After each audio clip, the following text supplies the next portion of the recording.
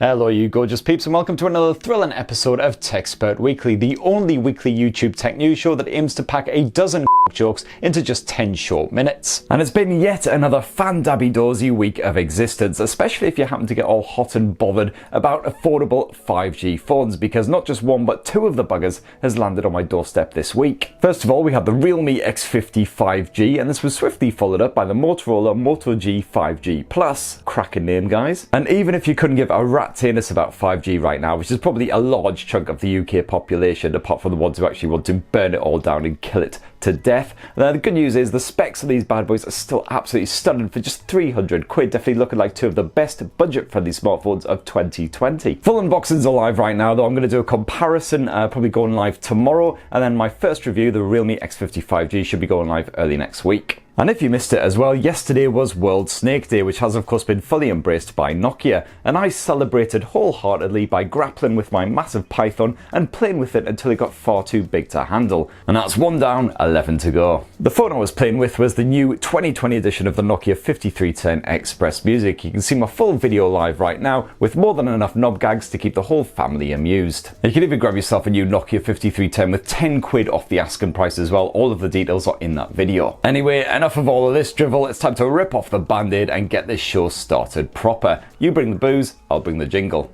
Spurt Weekly. And this week, the big tech news for us Brits at least was the UK government performing yet another spectacular U-turn and announcing that it would rip out all of Huawei's existing 5G infrastructure over the following 7 years. Apparently for the good of our economy and also our national security. I'm not really sure how the economy thing will play out, but as estimates place the cost of this work at around £2 billion roughly, it probably comes from the Brexit school of we do maths good. Still, at least that 7-year time frame should help us to avoid the massive mobile signal blackouts that both BT and Vodafone were warning us about last week.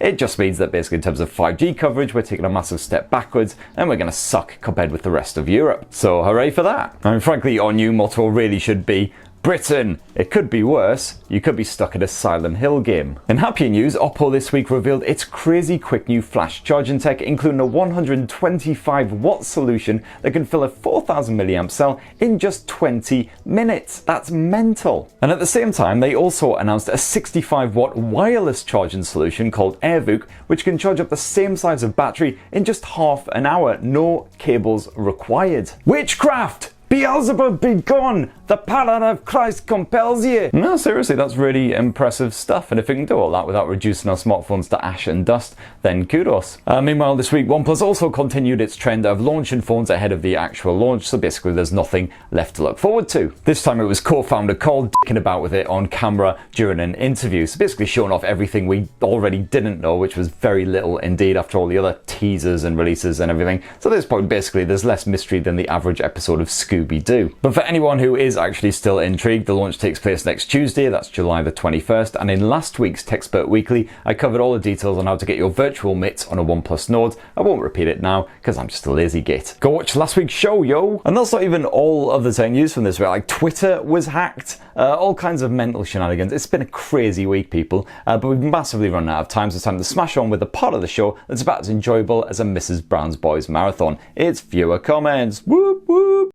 Viewer comments.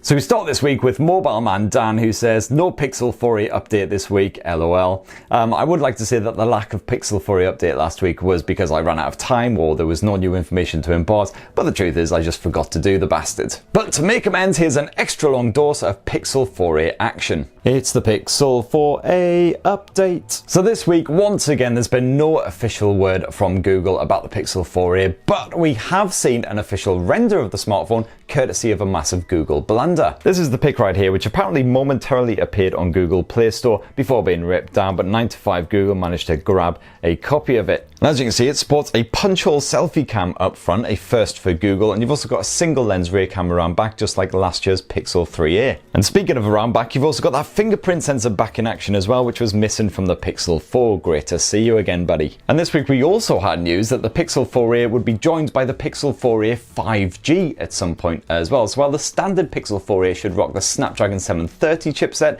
the Pixel 4a 5G will upgrade that to a 765. At least that's the assumption anyway, because of course the 765 has a built-in 5G modem for that full 5G support. So now pretty much all we need is a bloody launch date. And amusingly, that render does actually show the date of May the 12th, which was possibly the original intended launch date, or maybe we'll just finally see the bloody 4A on May the 12th, 2021. Anyway, that's another thrilling Pixel 4A update. Stay tuned next week for another Pixel 4a update if I don't bloody forget. It's the Pixel 4a update. Right, moving swiftly on, the next comment comes from Robert Palmer. Presumably not that Robert Palmer though, that would be really bloody awesome. Is Robert Palmer even still alive? I honestly don't know. Is Robert Palmer still alive? Fingers crossed. Oh, deceased. Boo. Oh, Christ, he died in 2003 as well. It wasn't even recent. Anyway, a completely different Robert Palmer says, my son Jack just asked, what is the man saying behind the beeps, Daddy? Oh, Christ, sorry about that, Rob. Hope you managed to come up with a suitably child-friendly response for that one. Have you noticed, though, I've been on my best behaviour today. I don't think I've dropped a single F or C bomb since the show started. It's positively PG up in here, just like you're watching one of those other boring-ass tech channels. Next comment, Jonathan says, hi, Chris, can you please swear more in your videos? Oh, it, go on then. David says, do you think your opening jingle is a Motorola summon and spell? I look forward to your review of the Moto G8 Danny Dyer edition. Frankly, I'm starting to think that every time I sneeze or fart, then a new Motorola phone is summoned into existence, but I would definitely get on board with a Danny Dyer version of any kind of phone. Bit of Danny Dyer ringtone action. Alright geezer, enter your phone. Yeah, sorry, I suck at impressions. so bad. On the similar subject, EP says, why do you have something against Motorola releasing lots of phones? I think it's great, so many to choose from and more competition for every segment of the market. Yeah, no, I'm definitely 100% all about choice, and it's great to see lots of different brands releasing lots of different phones covering all of the different price points, not just the premium stuff. But Motorola went kind of nuts, especially towards the end of last year, especially with its Moto One branded smartphones, and some of them were basically identical to one another apart from one tiny little difference, like one would have a macro camera on it, for instance. And that's the point where it just becomes crazy confusing for any consumers out there, because then they're like, what the hell is the difference between all of these phones? Which one should I get? Although of course that's good news for me, because then I can smash out a which Motorola phone is best for you video and get loads of clicks. Next comment, Adam B says, who else thinks this guy is the number taker from Numberjacks? And yeah, the sad thing is I actually know who that is as well. I've seen far too many episodes, the joys of being a dad. And for those of you who don't have small children, this here is the number taker, and this here is me, in case you're getting confused. I probably do actually need a big ass hat just like that dude, cover up the old baldy bunts. But yeah, no, I see the resemblance, and you know what, it makes a change from being called Mur from Impractical Jokers, frankly. Next up, someone's name in Japanese says, I don't know why I commented here, but anyway, here's the comment. Frankly, best comment of the series so far. Cheers. Next up, LD637 says, AMOLED screen or high refresh rate? Oof, that is a tricky choice. I do like a nice smooth refresh rate, but I've got to say I'd probably go for the AMOLED screen, like those nice punchy colours, the sharp contrast and everything. Of course, I'd rather have both, for certain. Next up, John says, not an expert on fluff. What's that on your chin then? Fluff, this right here, sir, is a bit of manly man stubble. That's what this is. Yeah, grizzled. Fluff. Puh. Harry says, are we expecting any reviews on Greg's new bakes? It's a great idea. I'll probably save that for my new channel, Pasty Spurt. Or maybe actually I'll just limit myself to reviewing the sausage rolls and then call it Sausage Spurt. Whee! That's another one down. I've lost count of how many I've done now. Ah, God, what am I doing with my life, honestly? Next up, Patrick says, I wonder if we will get a UK version of the Xiaomi Redmi 10X 5G. It's great to see the 5G market hotten up. Yeah, no sign of that bad boy so far, but sometimes it takes a couple of months for them to come over to the UK. But fingers crossed, but of course it's been a great week for affordable 5G smartphones already, as I pointed out at the start of the show. I'm sure there'll be lots more incoming in 2020 as well, so stay tuned.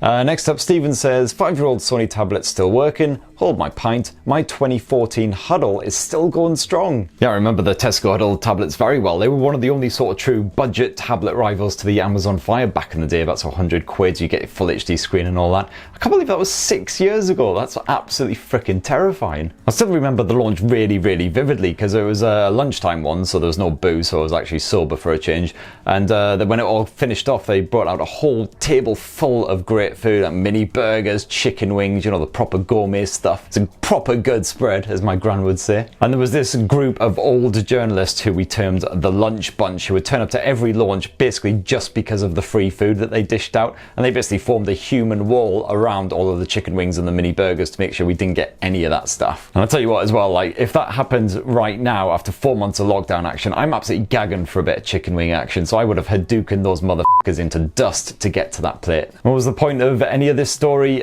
Who even knows? I mean, frankly, if anyone's even still watching at this point, I'll be massively shocked. This is episode 24. 24! How did it get this far? Leaping back onto that sexy mobile chipset chat that we started last week, Louis says, I keep asking myself, I wonder what Qualcomm would do if the Snapdragon 600s update to the 700s and the 700s move up to the 800s. To be honest though, I don't think they're going to run out of numbers anytime soon, and before that happens, there's going to be some kind of escape from New York style apocalypse. All of our electronic devices are going to go kaput, so bye-bye Netflix, off PlayStation, we'll all be sat around a campfire talking at each other for entertainment again. Thank God we'll probably still have booze at least. Anyway, massively run out of time now, so something a bit different to finish off this week's abomination.